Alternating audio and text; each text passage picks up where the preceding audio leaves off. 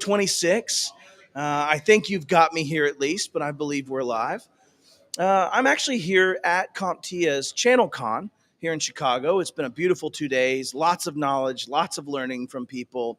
But I'm actually really happy about my guests today. Guests should sound like guests, but here it kind of sounds like guests. But yeah, it happens. But I'm very happy about my guest today. If you're in the chat, please speak up. I'd love to see from your information from who's here. But I'd like to introduce everyone here, and then we'll get to the meat of what we're talking about. So I brought the smartest people I know to this stream today, exclusive of myself. And we'll get started right here, Mr. Robert. All right, so Tell us who you are, what your sign is, height. my sign. Blood pressure. Okay, blood pressure is always normal, textbook, but I'm Robert Cioffi. I'm the COO and co-founder of Progressive Computing, an MSP based out of Yonkers, New York. If you know where that is, then you know that it is just north of New York City. Been doing that for almost 30 years, and I don't know, I'm 5'10", Sure. I'm a Cancer. Yeah. Social? Social, Date of birth? sure, 1, 2, 3, 4, yeah, no problem. June 25th, you'll have to guess the year. Maybe not. Awesome. Let's get the next one here. I'm Jay Tipton. I run a computer consulting firm in Fort Wayne, Indiana. Been doing it for 25 years now, and born in November, and just happy to be here because I'm here with somebody who's smarter than me. Yeah, this guy. No. Miles, your turn, brother. How you doing? I'm Miles Jobgen with COMPTIA, director of our cybersecurity programs. I have the pleasure of working with volunteers such as these men right here. And More like wrangling cats. it is absolutely wrangling cats, for sure. But it's a lot of fun, and I'm looking forward to getting even more done, especially with this particular program. So there you go. That's me. I'm gonna September 2nd, so it's almost my birthday. Nice. We should have brought you a cake. Is I it the had big something 3-0? The big 3-0. Well, and if anybody's watching here that knows these two gentlemen, you'll realize that we might have a theme going on with the people that are sitting here in this conversation. If you've ever watched Robert speak about his massive incident, his ransomware incident as an MSP, or Jay in the same conversation about his own, this is a group of people that have been touched by that fire. Right. And by that, I mean, we've all been part of some form of a ransomware threat op of some sort from a threat actor that has directly impacted ourselves, our humans that work with us and for us, and our people that we're there to protect and drive their businesses forward with technology. And so it's not an accident that we wound up in this conversation. But, Robert, for anybody that hasn't seen this, do you mind, and I know you charge $50 every time I ask you to do this, but do you mind going back through kind of your event just a little bit, hit the surface area, don't get super into it, but kind of give that high level? Yeah, I appreciate that opportunity to tell a little bit about it. So I'll take, maybe roughly a minute here, and $50 ain't covering it anymore, Matt, by the way. So my rates went up. I live in New York, a lot of taxes. So we were a victim of the COMPTIA ransomware event that took place on July 2nd of 2021. We call it the July 2K event. For those of you who've been around long enough in this industry, remembering the Y2K event. Except Y2K was largely a non-event, but July 2K was quite an event. So we were one of the 55 to 60-ish firms, along with Jay. His firm was affected too. We had 100% of our endpoints ransomwared. 250 servers, 2,500 endpoints, 80 clients, 200 locations, 4 time zones. Yay, fun. No, not fun. Our tale, while there is a technical element to what happened, and people want to know some of the gory details about the technical aspects of the attack, that's not the interesting part to me. To me, the most interesting part is the psychological and emotional tale of what we went through and how we recovered. And not only that, but I think why we're banded together here today and what we'll be doing further in this conference is to talk about, well, what the hell are we going to do about it? Because I don't think that this is something that we should just accept, absorb, react to, deal with, lick our wounds, and just try to move on with life. I think there's a greater purpose to what happened to us. Yeah, I think that's a great opening point. I mean, just the trial by fire aspect of it and what it does. Like, you hear the term anneal, right? To anneal after something, to harden. Yeah. In metallurgical Yeah, term of sure. getting it really hot and then cooling it down.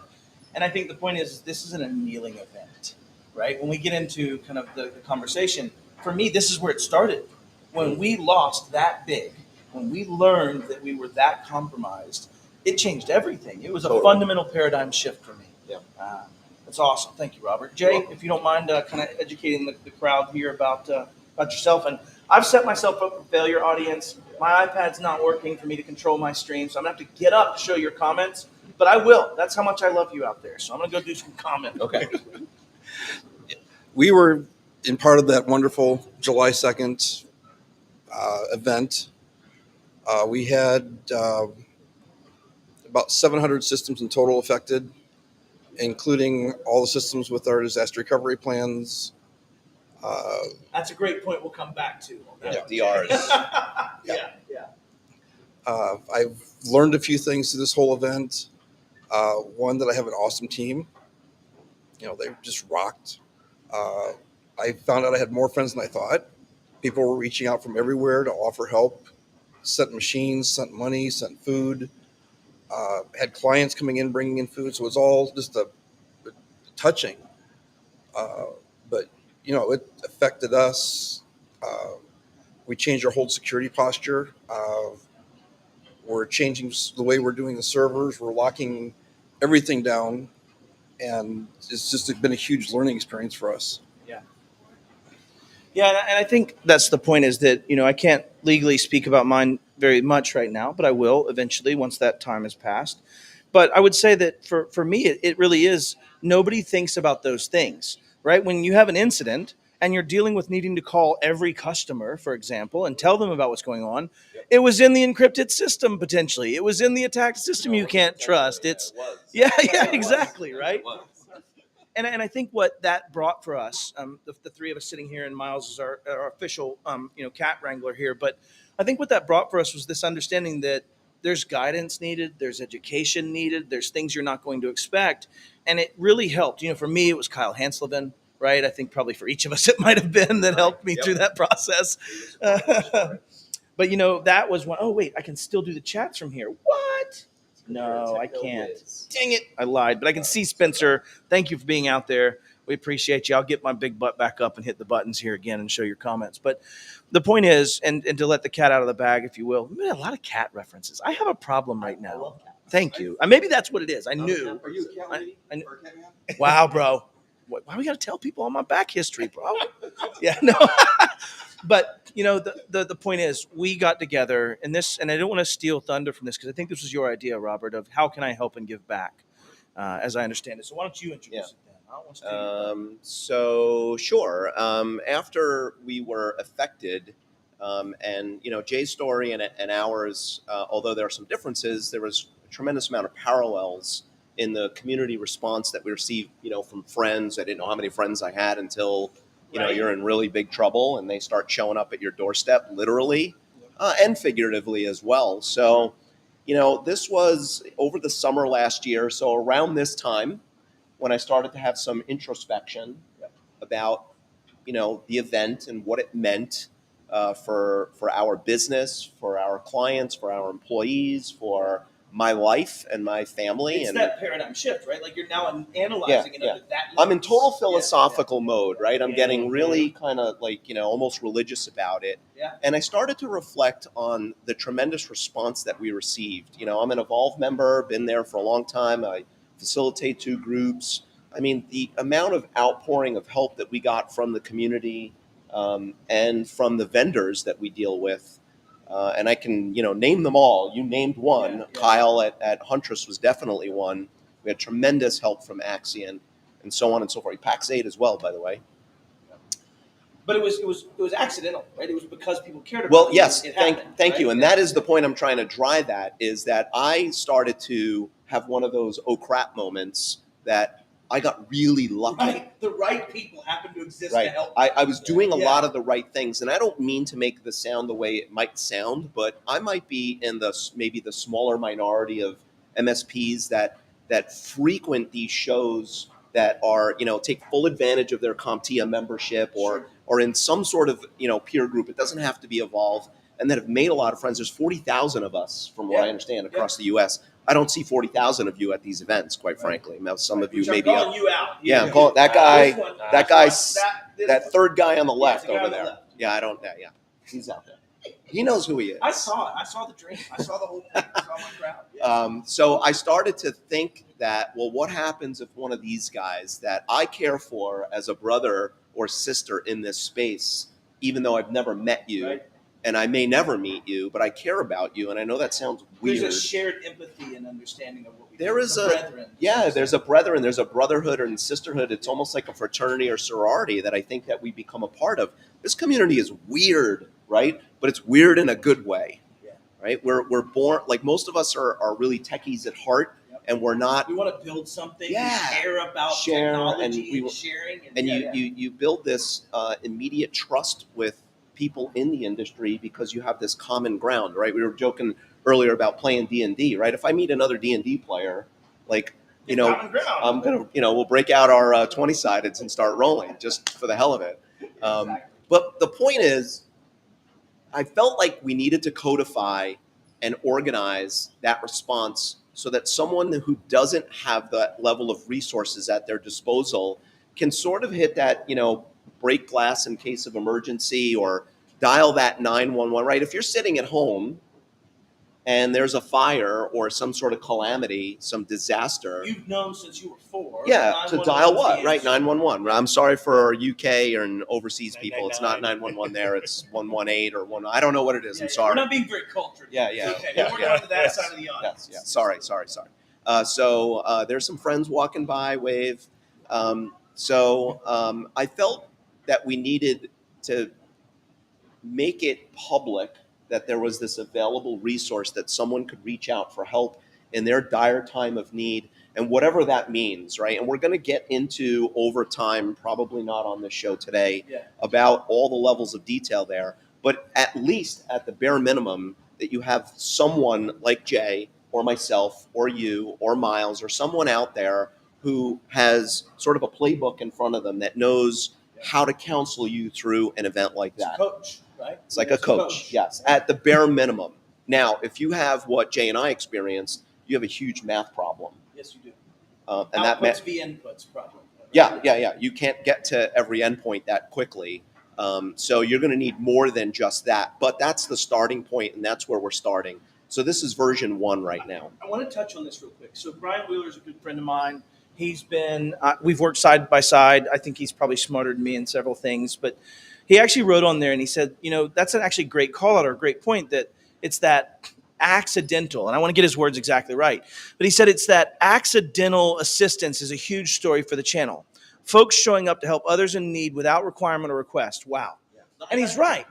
Yeah, I you don't can. mean to capitalize, but let me tell you a quick story. There's this guy, Jim Allen from ACES in Iowa. He showed up at my doorstep. I mean, a lot of friends literally, physically. Which I was not really close to you, Yeah. as I understand. Well, no, let me tell you the story. So my director of ops and I were looking at this guy going, welcome, Jim. What company are you from? And he says, ACES. And Jay's, my ops director is looking at me. His name is Jay. Jay's looking at me. I'm looking at Jay. I'm like, you know this guy? And I'm like, no. Yeah. And he goes, you know this guy? And I'm like, no. And we both look at Jim and go, Jim, like, and you're already chaos at this stage. yeah, I mean, it Yes, was this like is literal chaos.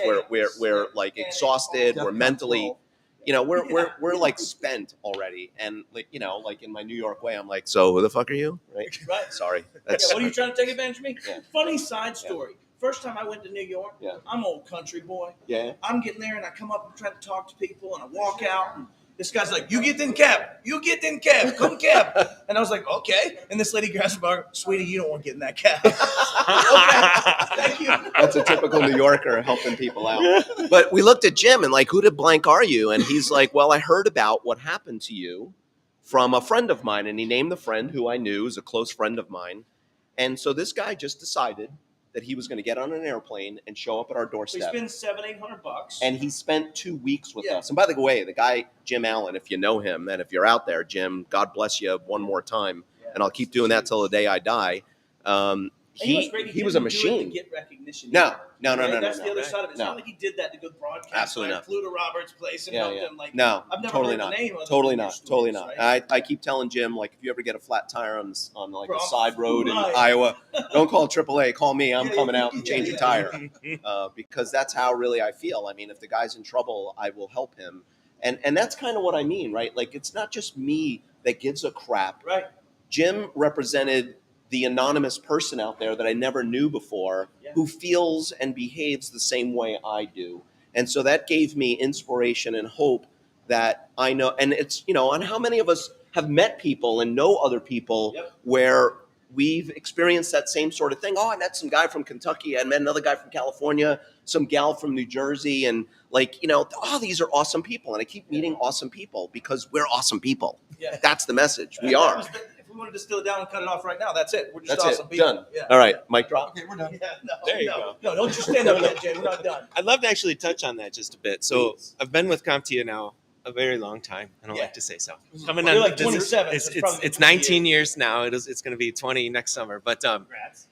in that time, I have never been not blown away. It's just consistently the give back attitude of the entire industry, or at least Yep. the people who are out here doing these Yeah, things, Sure. right? Who are The- getting the- involved. The base we're seeing. Exactly, Yeah. right? Where they're going into their peer groups and they're helping each other. And it's just, I couldn't have my job without people who volunteer the Yeah. time. I mean, you spend so many hours outside of your own work and outside of your own salaries and things of that nature just to help other people. Because look, I went through hell. Why should you have to? Yeah. Look, here's a path And you're not for going to you. see that in the automotive glass repair industry. Exactly. Right? Like, I don't So mean to it's put much down more any industry, cutthroat, but right? yes, I mean, no. Our brother knew somebody in that. I knew somebody in that industry. I drive a car, man. Yeah, yeah, What are yeah. you doing? What are you doing to me? but it's great. That is one of the reasons I love my role in a nonprofit is just feeling that commitment and knowing that if I ask someone to do something, it'll get done. I mean, it's awesome. It's awesome. Well, So and I love that you speak to that, Robert. It's a great point about this Well, industry. we've I think taken is a minute unique. to get to it, and Robert started with just this understanding, I think, setting the feeling of people want to help, but oftentimes you're just relying on accidental help or Yes. hoping someone reaches out. Kyle has literally called probably everyone with a ransomware event in the last 5 years single-handedly as a human, right? Like at least the ones I know. Yeah. But I think the point is, and what you came up with an idea of is saying, how do I take something that has just been an accident, that's just the willingness of a community, and make it to where when you're sitting there in that moment dying, you have the number 911 in your head. Correct. Right? You know how to get to that resource. And I think just to distill what your idea was in the very beginning was, how can I take that and turn it into that? Right? Is that a fair kind of a Yeah, I mean, assessment? I think that's a very fair assessment. And I mean, it's really all not that complicated what I'm saying here. The only thing that complicates it, and I know a lot of minds out there will start to dive into this. And, I welcome the criticism, but, there's obviously some legal challenges Yep. and some other logistical things that we need to worry about. You know what? Like, I'm of the mindset that we can figure that out. And we are figuring We that have out. been And we figuring have And we it out. have been figuring it out. In fact, I think I have the answer to the second part about the infantry support. Nice. But just work but with I'll that talk. organization. I just had the brainstorm about this morning. So, but there's a way to figure this out, right? So we want to make sure that Good Samaritans, aren't met with some blowback or some putting themselves in a precarious situation. But we It's all that- know. it's that life-saving person that goes in and gets drowned by the drowning victim. And Like, to some yeah, extent. yeah. It's exactly. We don't want to see that happen. We don't want to put anybody in any kind of harm's way Right. just because we're all being naive, go givers and not Well, realizing. and to speak to that, CompTIA, I just want to say thank you. The Oh, yeah. cost of the Yeah. attorneys that have been on the calls with us, that have been there as we've worked through this. We couldn't do it without Yeah. CompTIA. We Yeah. couldn't have paid for it. The level of that. I actually thought about doing this on my own to start, It'd be a monstrous task. and I quickly looked at this thing and went, "This is a great idea, but like, Holy shit. there's no way for me to execute on this." And then I thought about, well, maybe I'll bring in some peers right? and fortunately I met MJ Shore at IT Nation Connect. He was doing a presentation, something similar to this. And like I tapped him on the shoulder. I never met him before. Tapped him on the shoulder and said, I've got an idea for you. Yeah. There you go. And That kinda- accidental serendipity, right? Yeah, Just yeah, happened to be yeah. there. Yeah, It's meant to totally. be. I think MJ called me that same day that he talked to you. Oh, He did go- MJ start soliciting? Oh my other gosh. people? Is Oh, that how he that was- happened? I don't even know how I got involved. Somebody reached out to me. MJ reached Well, out. we sat down. Yeah. Yeah, So it was a small group of us. Go Yep. ahead, Miles. Yep. It was So Robert and MJ and Jay and I, and we're like, all right, who has been through the crap? Who do you know, Or, right? or, And- or who would or bring who some can sort really- of value or- right, or a or different is who- dimension. Like, Exactly. we brought in somebody in the insurance space, Justin Ryan. Exactly. And so, right. So, so it was just bit by bit as we began to realize, okay, you know what, we need this perspective. Chris So Blair, let's right, bring in Blair. Chris, Yeah. right? Yep. And then when we needed the legal advice, hey, okay, let's bring in Yeah. our representation there. And this So- really is, the framework.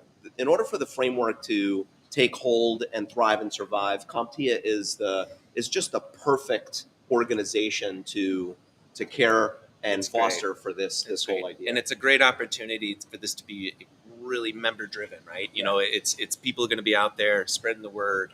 And I think Yeah. that's the two advocations we have, right? And in this conversation today, what I wanted people to walk away with was one, get involved, right? In a few minutes, we'll throw up the web domain I think that we have for this. For the smart sheet. Yeah. So we can get that in.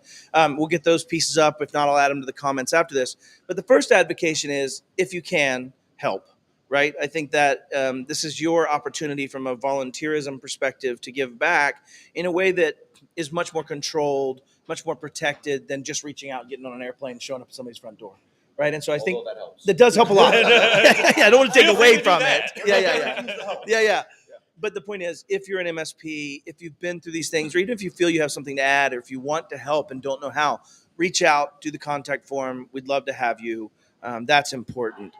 The second advocation of this is, if you are getting punched in the face, if you have had that worst day where you get the call and they say, hey, my EMR's down, and that develops into, hey, everyone's down, and hey, now everything's down, and every client's calling in angry, and all the people are saying, I need to be up now, and you're not even able to answer the next phone call to take this conversation from someone trying to help you, because you're now responding to that next angry customer that's threatening life and livelihood and limb, right, over these things. And I think the point that people miss is, if you're in that moment, get some help, right? If don't wait on accidental help. That's what we're trying to create here, is a source for more than accidental help, a way to gather that and drive it forward. So that's what we're trying to build. We're in early stages of it. We're in gathering information, gathering people that want to help. At this stage, we've had 20 or 30 conference calls speaking about this and, breaking it down. But now's the time to get a little bit of scale and some mass. And so that's why we're announcing it here at CompTIA ChannelCon. And that's why we're moving this forward. The other thing I wanted to kick around, since I have some smart folks here, is one of the challenges in our industry that we've talked about is there is no barrier to entry. There is nothing that says, I know what I'm talking about. There is nothing that says, you know what you're talking about. There's nothing to do but just put a sticky note on the door and you're an MSP. So what I wanted to talk about while I've got CompTIA here, and you may not be able to talk about this, and that's okay, that's why I did this, is could you ever see a time where a self-regulatory model centered around an entity such as a CompTIA, right? And that's what I wanted to banter about with the three of you a little bit as well. So I can field it first and try to say what I think I can say. But yes, Can we get your turn in? let me start this way. I think it's really important for the industry to step ahead of any regulation that comes on. We're Agreed. not doing well right now. Yeah. Stepping ahead of that regulation. And so we're letting the insurance, we're letting Exactly. Insurance we're is letting really the big dictating tech it at the Everybody drive else the world. everybody else is dictating how it needs to be done, and they don't necessarily know what to ask for. Although they're very good. At any rate, there is the Trustmark program now. It's certainly not That's at the what I was bringing level. back. It is So, certainly yeah. not at the level, I think, to what you are suggesting of the Good. standard. Yeah. But that is the goal. And we It's a bit of proof of knowledge, right? Yes. It's a bit of, we at least have thought about these things. So we are, and we did talk about it in the cybersecurity committee meeting earlier yesterday. So we are in process of revising the standards that are in there. We have pulled from multiple regulatory control sets to say, all right, you know what, this bit of CIS, let's say, is really good for us here. Yeah. But when we want some more maybe confidentiality stuff, maybe we can pull some thoughts from ISO over here. Sure. And so we're trying to set up a nice broad MSP set of best practices and standards that then do tie into those compliance regulations that are out there. Yeah. And then allow for an audit, not only against your MSP specific roles, but let's say, you know what, my clients need me to have HIPAA, CMMC, whatever it is. All right, now you know from that audit, here's the piece that's missing. Let's go ahead and complete that audit with that auditor and get that done. So that's the goal. That's our vision. We are, and the rain is beginning. It's starting. So hopefully that'll stop before our party tonight. Hopefully the party will still go. But that is the vision for it. I'm really excited. If anybody remembers Earl Humphreys from the original launch of the Trustmark program, It was just too early. It right? was It was just ahead of its time. It I really think the was. time is now. And so if you're an MSP, I would say one of the things that I advocate for is trying to find more and more defensibility. It's a term that I use a lot, and others obviously use, but the concept is your job as an MSP is not to protect your client's network. Your job as an MSP is to be defensible in the manner in which you choose to do so. And I think the point is that these type of programs, Trustmark, ISO 27001, SOC 2 in its own right, their methodology is meant to be able to say, I'm at least following the main pieces, if that makes sense. Right. They're not perfect standards by any means, Right. but defensibility can be gained in saying, I'm aware of where I am, I'm transparent and humble, and I'm growing through those stages myself. And I think that's the advocation I make to vendors, to MSPs, to everyone in this channel, is to start assessing where you are against known good frameworks and start moving forward and iterate. Is the advocation, because you can't stop the threat actor. If I went into your organization, even with my skills, I promise you I get in your organization, period. It's just empirical. And I think the point is we have to be better at how we find it faster, how we react to it, how we respond to it, how we limit the damage, how we keep people functional, how we have the easy conversations with the client ahead of time so that when this happens, they understand what those ramifications are. And I think that I feel like this is the time. I feel like my point is this is where we're at that precipice in my mind. So. It's happening too much, right? I mean, we've all seen the stats of how much money is being lost. Yeah. Criminals suck, so let's stop letting them win. Let's put it in. Keep it up. I'll bring you in here. Anyway. Somebody's making hand gestures towards that us. down escalator, though. Jay, I haven't heard from you on this much, but when you got pulled in, what was your initial thought? Like, what was that first flash through your head on VRC that you said, yeah, man, no, this sounds stupid? Like, what were your thoughts on it? I was in it instantly. Yeah. I told MJ, don't even ask. Did you have the same support Robert did in your endeavor, or was it a different experience for you potentially? One of the first people I can't remember if I reached out to MJ or MJ reached out to me. Sure. But he was calling me about every day for about a week and a half. As a personal check-in? As a personal check-in. Because I was, on July 5th, I just told everybody in the office, I can't make a decision.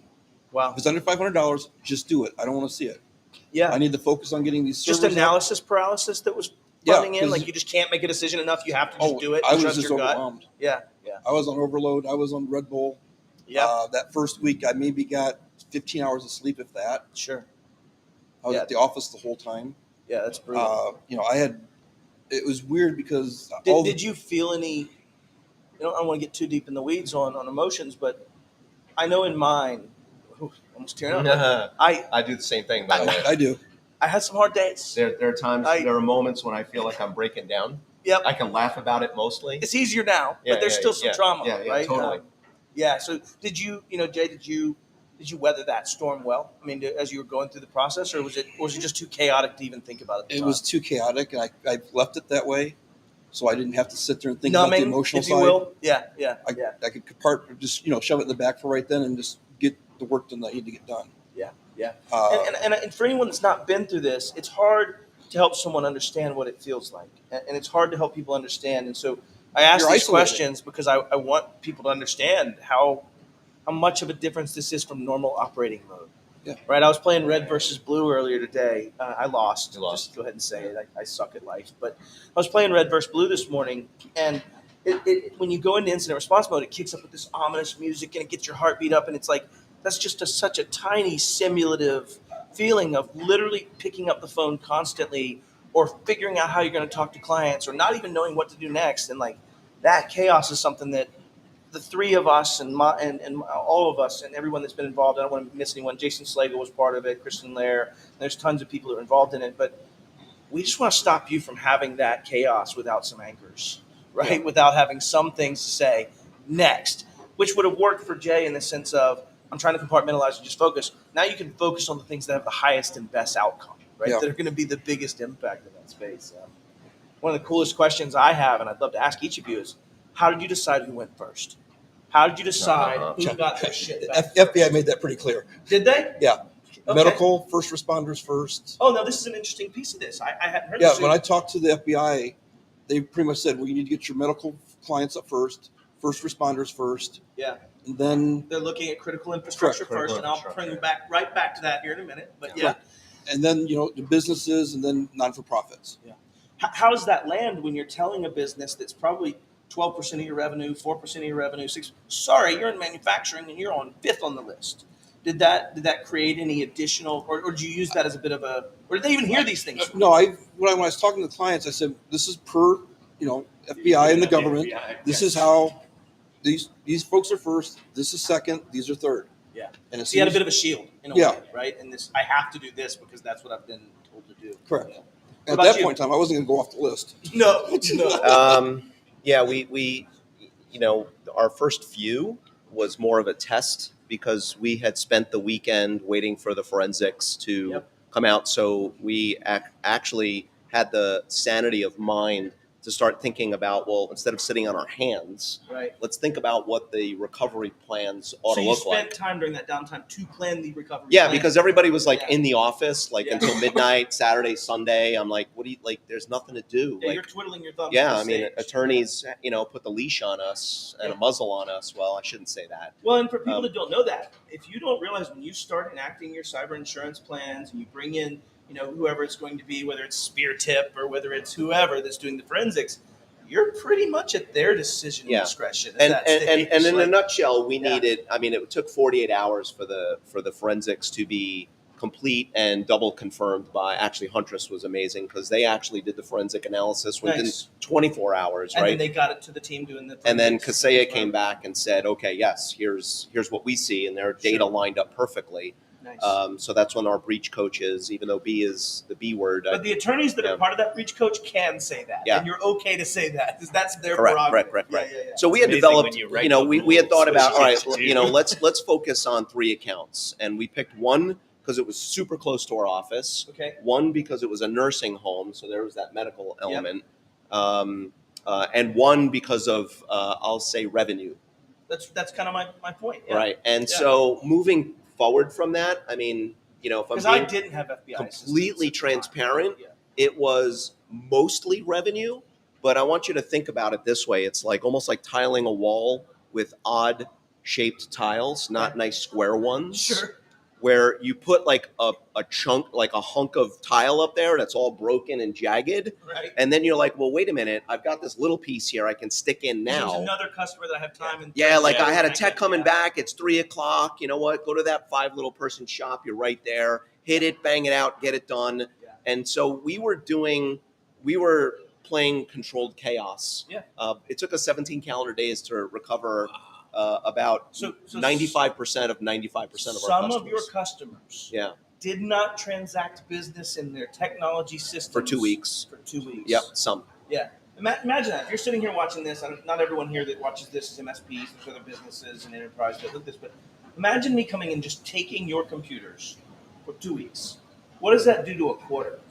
What does that do to a month? What does that do to a sales cycle? What does that do to client expectations? What does that do to, right? You start thinking about that. 2 weeks is Relationships. massive. Yeah. Oh, that's the other one. The relationships, the lost trust, the injury, right? We could still be friends and you could let me down and there's an injury. So, right? so Jay touched on this, and thank you, Jay, for pointing this out. But the clients that we had where there was a high level of trust and there was a solid relationship, they were deeply caring about us. They understood that we were not the villain in this story.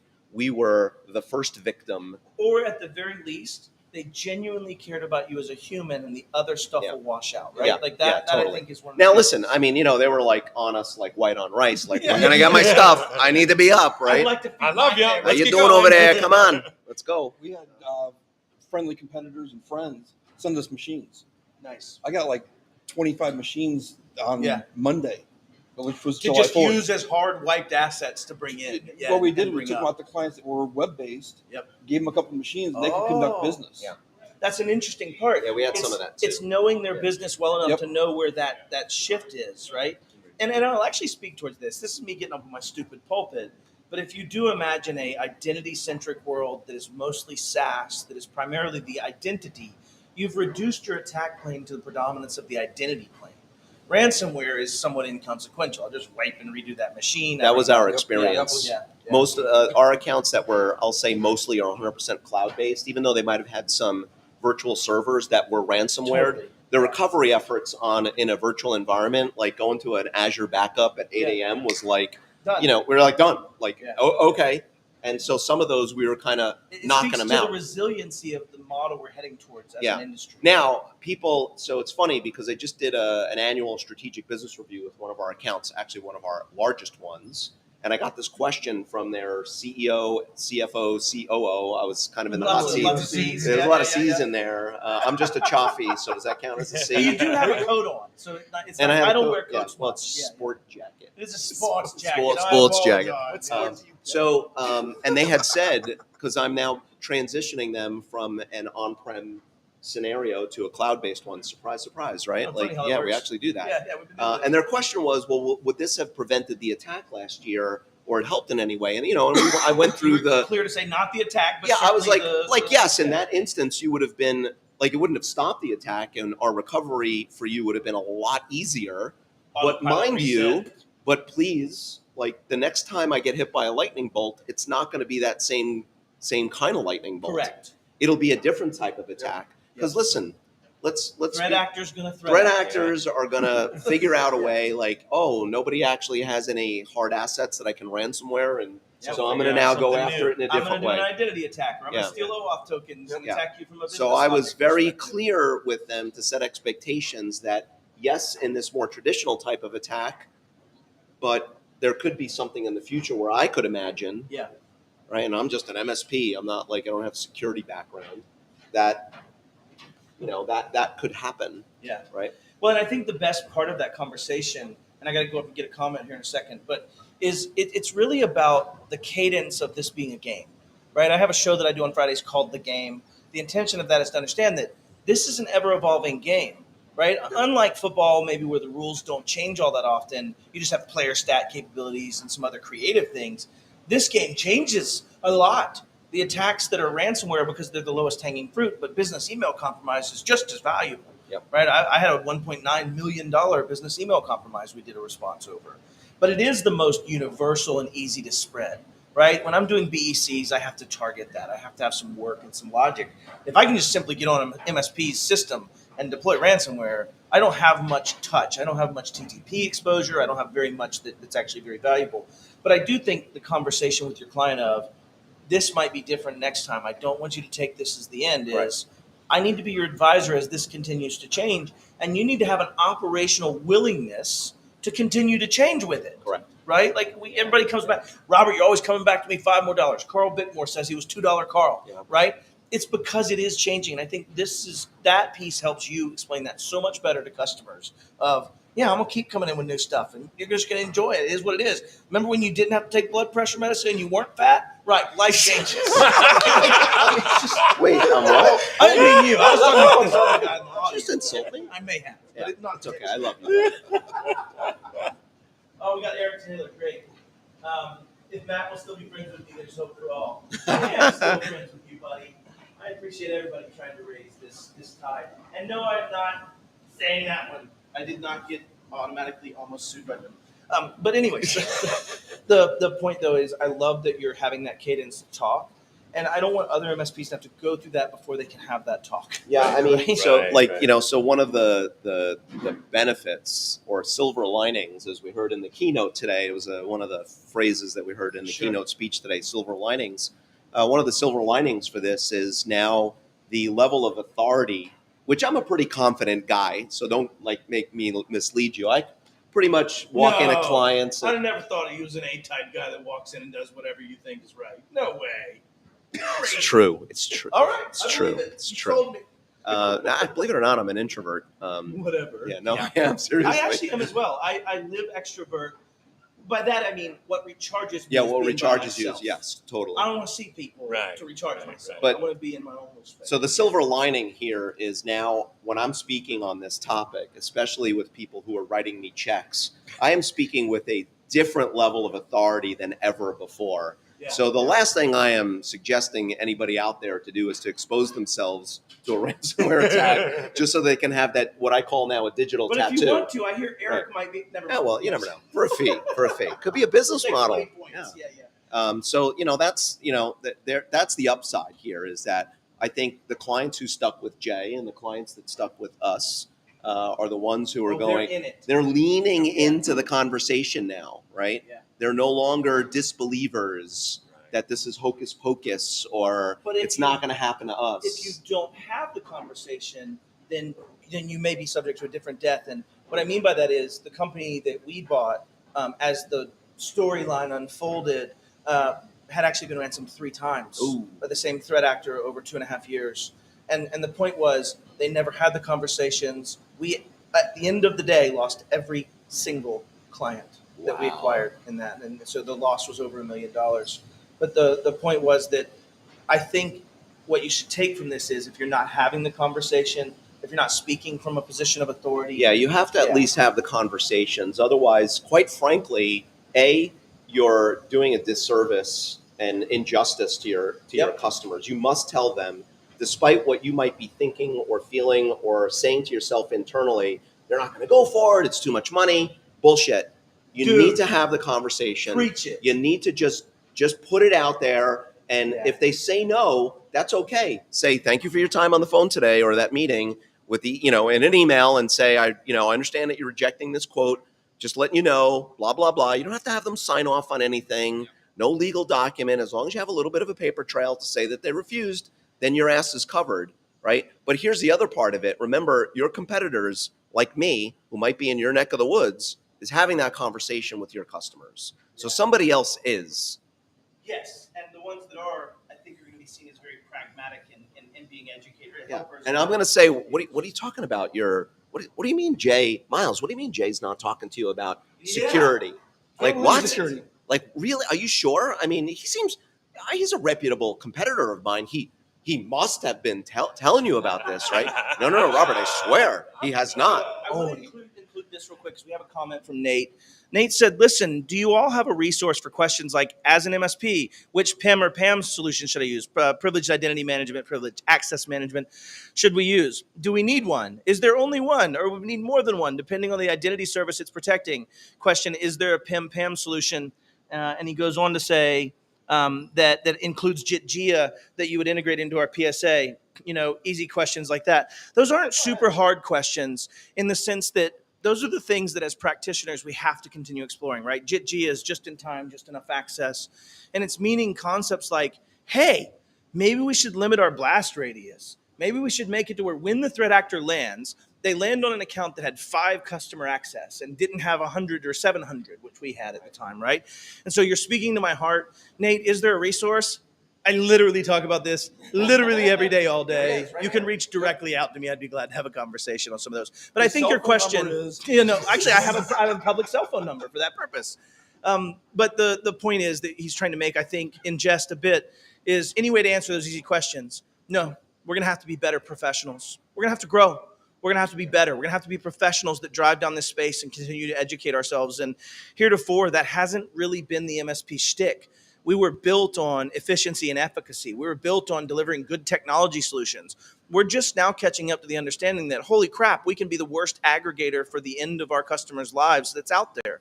And I think the point is that when you take that knowledge and understanding of just how much it, like you said, you were in your self-analysis and introspection kind of conversation, you kind of go, shit, I've got a lot that I'm responsible for and a lot of surface area I got to go grow and know. And I think that's one of the things that both of you guys have said in your presentations that I've watched, and I've seen a few of them, right? But is that you've grown and learned more stuff to do and learned how to deal with it. Yeah. And so I think to Nate's point, and we'll close this out here in just a sec. I'll get everybody's final closing thoughts just to be respectful of time. Nate's point is, we do need to grow. And if I misparaphrased you, please reach out. I apologize. But let's go ahead and close it out, boys. I'm going to let the two of you kind of give any final thoughts that you'd like to share with people. And then we're just going to shut this thing down. Yeah, I mean, there's so many things I can talk about, but one thing, I'll leave you with a broad sense, because I think many people might feel like, where do I start? And I think this last question kind of touches on that. I might recommend a framework, right? CIS controls or NIST or whatever. Like, here's the thing. You need to start, and you need to adopt a continuous improvement mindset. This is not, like, security is a journey. It is not a destination. And as long as you're moving, even though you might feel like everybody else is whipping past you on the highway, but you're moving and you're doing way more than most MSPs. Yeah. So just please keep that in mind. Yeah, and it doesn't have to be comparative, but it does have to be iterative. Correct. Right? You have to be improving constantly, regardless of the field. Jay? The big thing is, what the question about tools, you have to learn. You have to go to events. You have to, be involved. You can't just sit back in your office. Your CompTIA people a little bit.